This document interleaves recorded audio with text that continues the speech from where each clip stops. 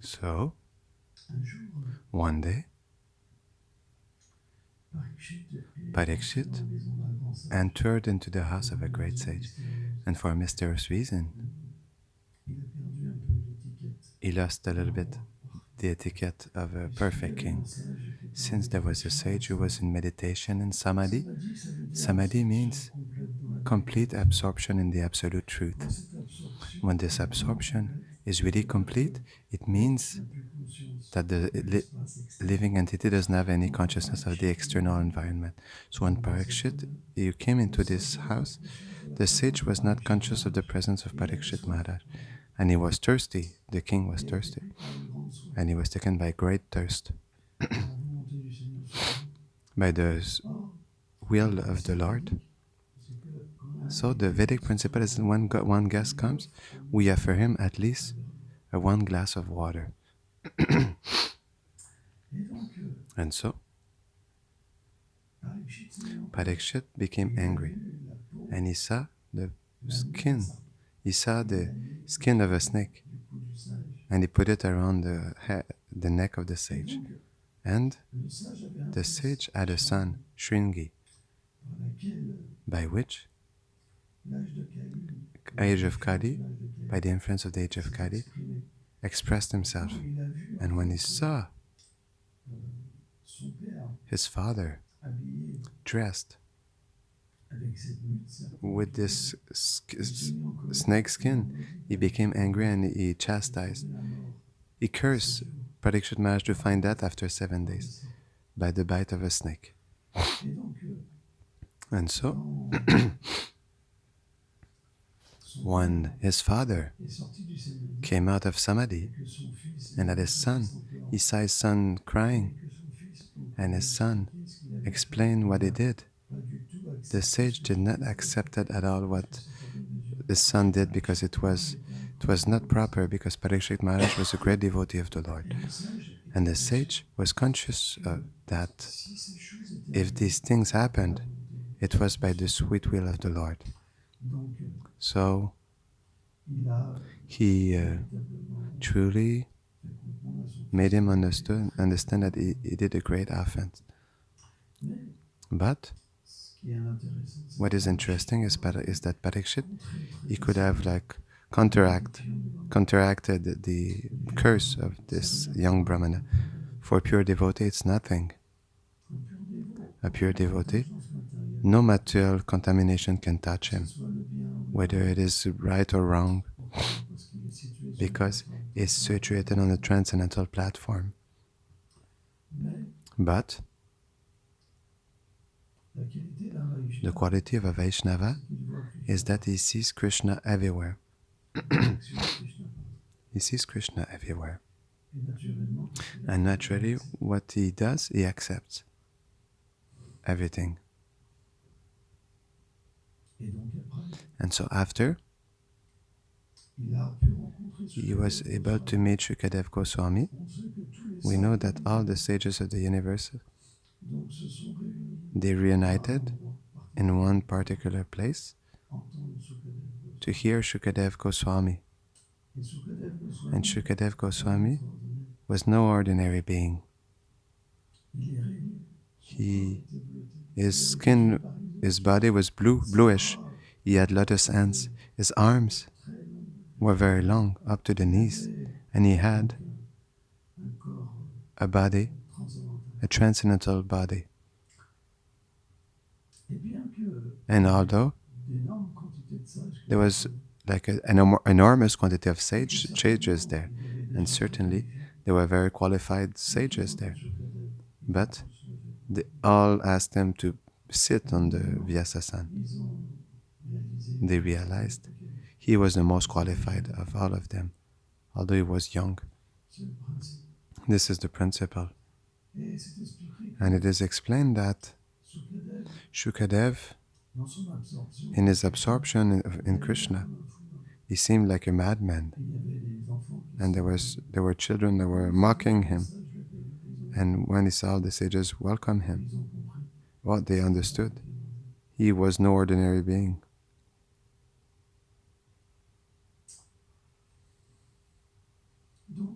So, the more we'll advance in spiritual life, and the more we will understand that Radha and Krishna are taking care of us. At the beginning, it is not possible. At the beginning, if everything goes well, then as soon as there's a test, then one person rejects.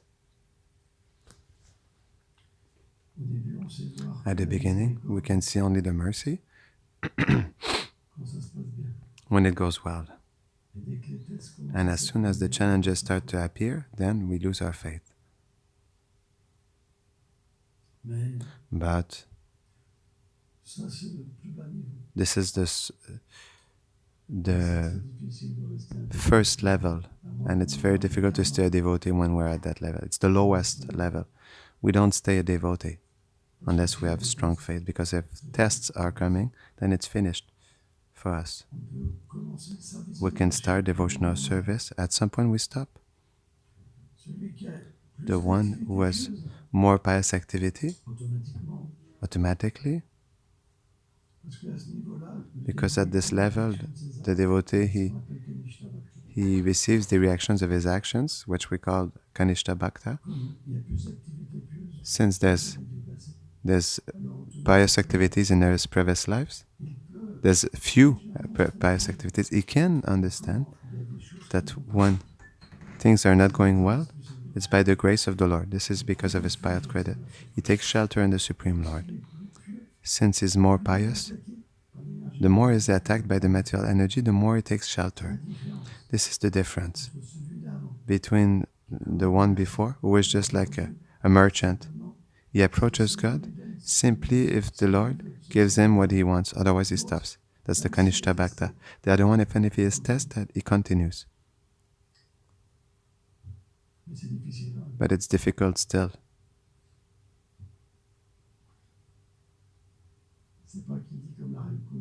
It's not that he says like Queen Conti, give me the test. Please send me tests, because when tests are there, I remember I feel closer to you.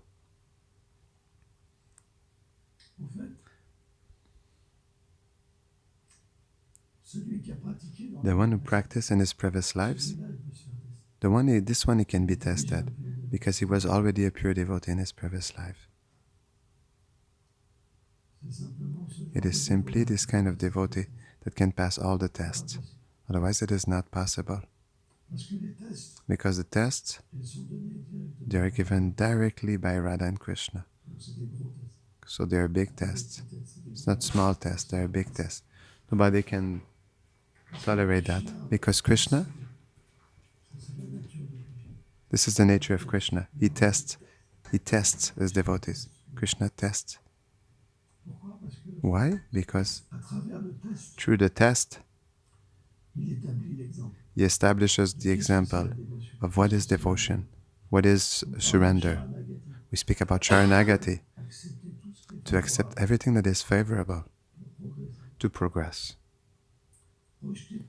to reject everything that is unfavorable, to progress, to have a humble attitude, only to depend on the Supreme Lord for our maintenance, for our life. And the fact of surrendering completely to the Supreme Lord. The devotee who practiced in his previous lives, even if Krishna tests him, he cannot do anything else but take shelter in him and absorb himself in it, because it comes from his previous lives. He cannot lose his faith.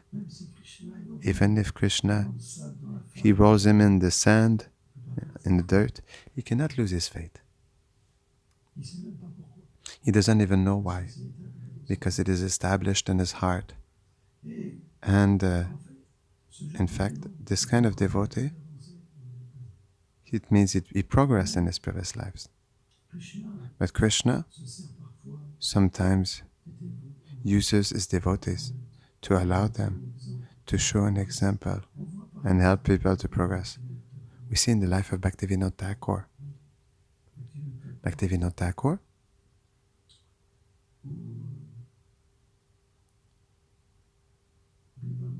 or Bilvamangal Thakur,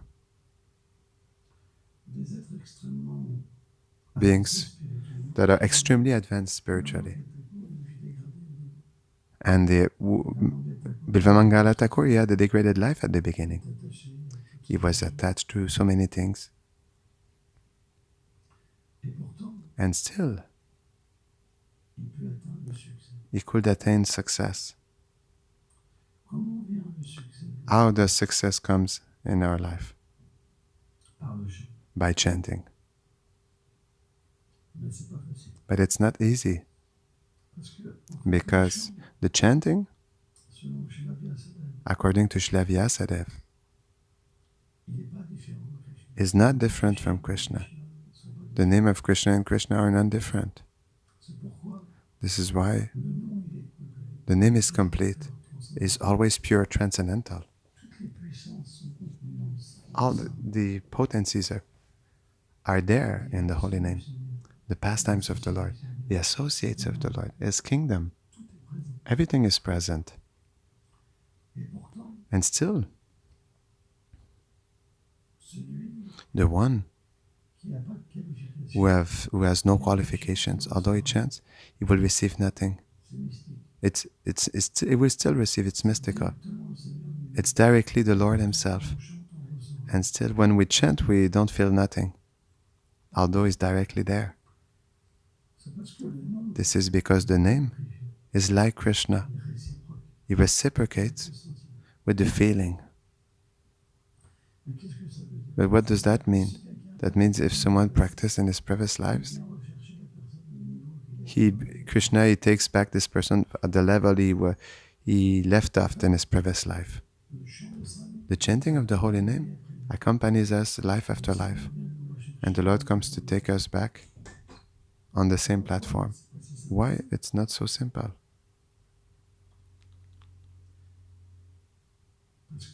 Because when the chanting decides to reveal itself, you have nothing to do. It chants naturally. The heart melts. You start to see Vrindavan, the birds, the trees, Krishna, everything. You have nothing to do. Because by your own strength, you cannot manifest this. You can. It is simply when Krishna is satisfied with your service, Radharani, that all these things become manifest. And then you can chant lakhs and lakhs of names. You always have taste. It's very easy. Because as soon as you chant, you go in another world. I'll give you an example. Repeat tomato, tomato, tomato. At some point you'll be tired of it, no? At some point, you want to do something else. I don't know, eat a pizza or go for a stroll on the beach. Than to sit on the chair and then to repeat the same thing. So when you have no taste, we cannot chant constantly. It's not possible. At some point, it will be tiring. You can chant 3 hours, 4 hours, 5 hours, 6 hours. Once from time to time, but 8 hours, 10 hours a day, it's not possible. The mind will come to you and it will say, hey, I have the right for my space now. I am tired of it now. Do you understand? I am really tired of this. So you break, you please take a break. And still he is kind, you know. He catches you by the neck and please give me some vacations, because I wasn't told it will happen like that. I was told maybe one little round, 2, 3 rounds, but now, whoa, it's crazy. You charge me too much. He cracks. You cannot. Because the conditioned state does not allow us to chant. Because in this conditioned state, you cannot taste the holy name. It is impossible. So even if it's the holy name of the Lord, at some point we're tired of it. You want to do something else. Speak about anything but the holy name. In the conditioned state, it's not possible. But when the holy name starts to reveal itself, and that your eternal nature reveals itself, when you chant, you obtain another world, another place. And this place is completely enjoyable and wonderful. So you can chant and chant and chant because it's not the same personality that chants.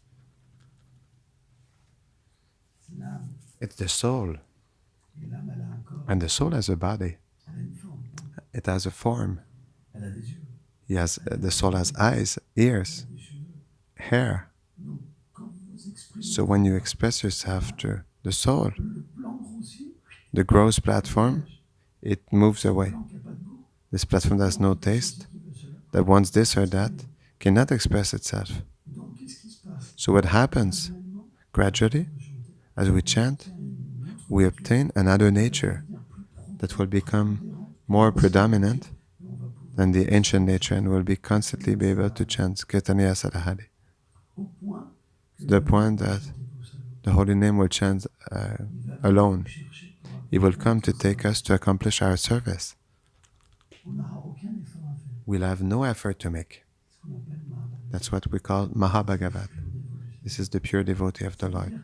That means that they're in the state of disposition of their truth. Before it was the lowest of stages. We have no inner disposition. It is only gross.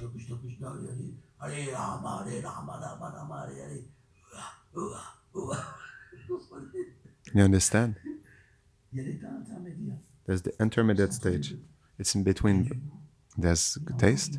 There's still taste for this world. Attachments to the body. My daughter, my son, this and that. You understand?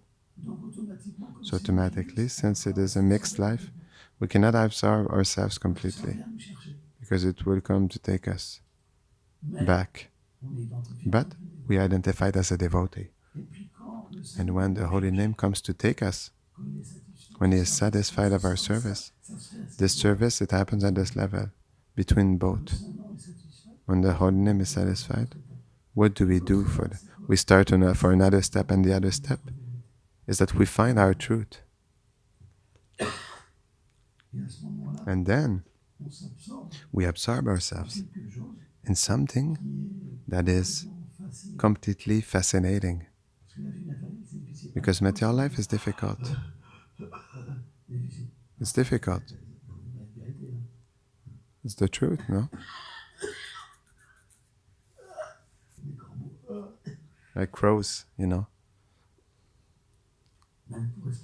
Even to breathe, it's difficult. To do so many things, it's difficult. Because it's a struggle, this world. We go against the current. But as soon as we receive the grace of the holy name, the mercy, it becomes easy. It is incredible. It becomes easy. Everything becomes easy. We don't even know what will happen to us because it's so much wonderful. In the material world, for example, the unknown makes us afraid. We say it's simple. I change your job, I do this and that. I'm thinking, oh, what will happen to me? This is material. Spiritual, you don't even know where you're taken away. You just raise your hands, your arms. You have no fear. Fear starts to move away. Everything moves away. All the anxiety, all the material reflexes. This is Sharanagati. You have faith. You know you are protected. Nothing will be able to destroy you. It becomes completely wonderful. It is such an easy platform. This is why, if we want to be happy, we have no choice but to take shelter in the holy name. But we must also accomplish our service, because we cannot do like Haridas Thakur and just chant. When we are a liberated soul, we can chant, because we go in our world, in Krishna's world. But as long as we're not a liberated soul, we cannot go in Krishna's world. So if we imitate chanting all the time, we break ourselves, because we will not be able truly to taste the holy name, and will be trapped, like imitating according to the others that were spiritually advanced, whereas there are things inside of us that are wrong. This is why in the first time we must chant a certain number of rounds and accomplish the service. And through the service, we please the spiritual master, the previous acharyas, and we obtain the mercy of Shrimati Radharani. And by this mercy, the holy name reveals itself. That's why we must never abandon our service to chant. And even the great Vaishnavas, although they chanted purely, they never abandoned the service that the spiritual master gave them.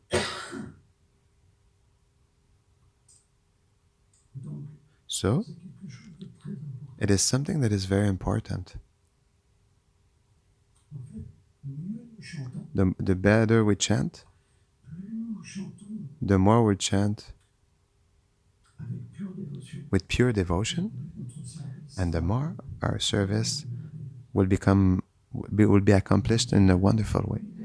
And more naturally, it will give satisfaction for Srimati Radharani, to the spiritual master. And the more the holy name will be merciful. There's no end. That's why we do not stop doing service. Service is good.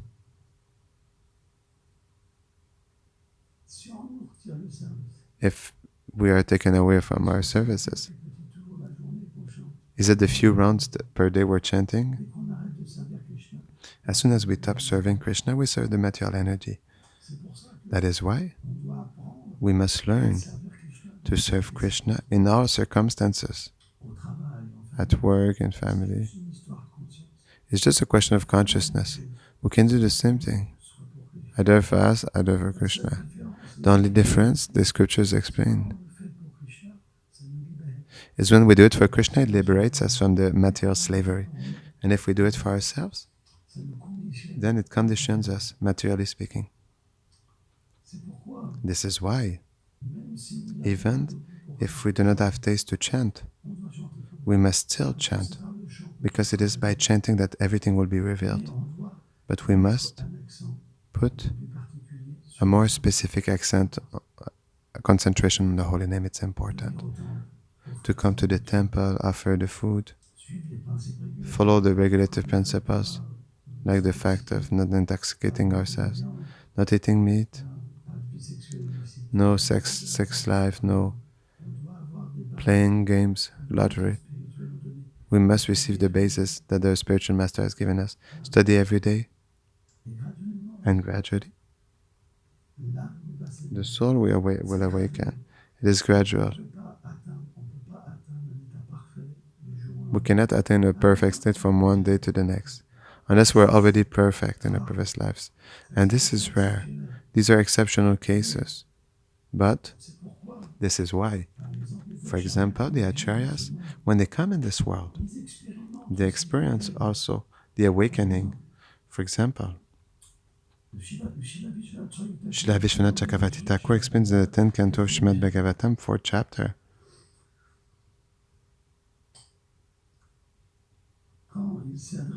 When he was addressing to Vasudeva and Devaki, he asked them to pursue their sadhana. And that through their sadhana, the fact that it accomplished austerity gave him great happiness. Vasudev and Devaki, Vishwanath Chakravarti Thakur explained, they are Nitya Siddha eternal associates of the Supreme Lord. They do not need to accomplish austerities, but still they awakened to their nature through a practice, although they were eternal associates of the Lord. That's why this is a proof. Vishwanath Chakravarti Thakur explains that in the Bhagavatam. So it's a proof that sometimes Krishna sends his associate. He covers them, and gradually they awaken. And according to this spiritual awakening, they will after graduate the love of God. We see Rupa Goswami, Shraddha,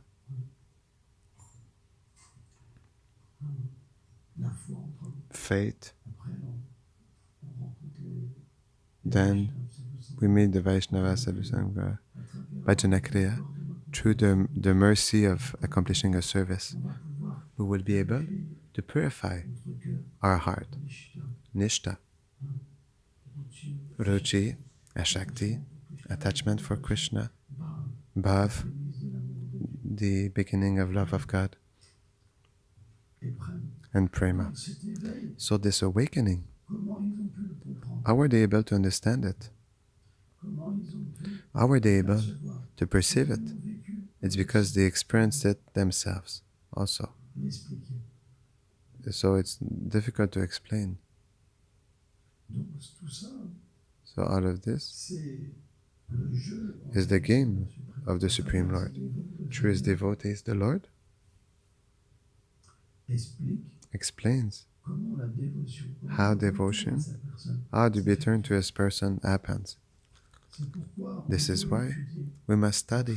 It's really important. Thank you very much.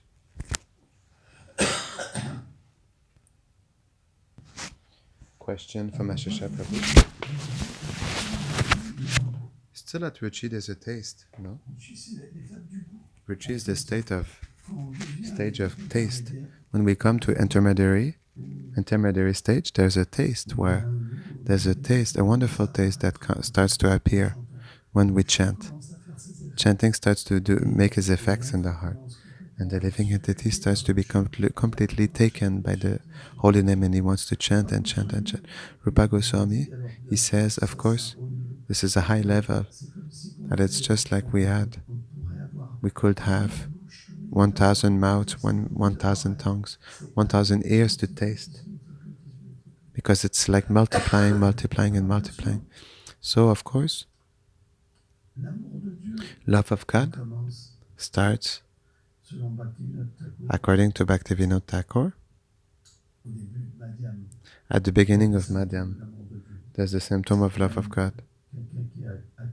Even someone who has attained Nishta, fixation, there are symptoms of love of God, like detachment and fixation in devotional service, becoming fixed. Still in this platform, we cannot say a person truly met Krishna, that person is conscious of his eternal nature, of his eternal service. But it is just like a child. A child, when he is born, his senses are not fully awakened, but over time it will. But when he is awakening fully, he can understand much more, and he has a consciousness that is much more developed. In the same way, in Ruchi, although the soul has not manifested its perfection, the soul can start to benefit a certain quantity. And that's what makes the soul that starts to get a taste and a contact with the holy name. But at this level,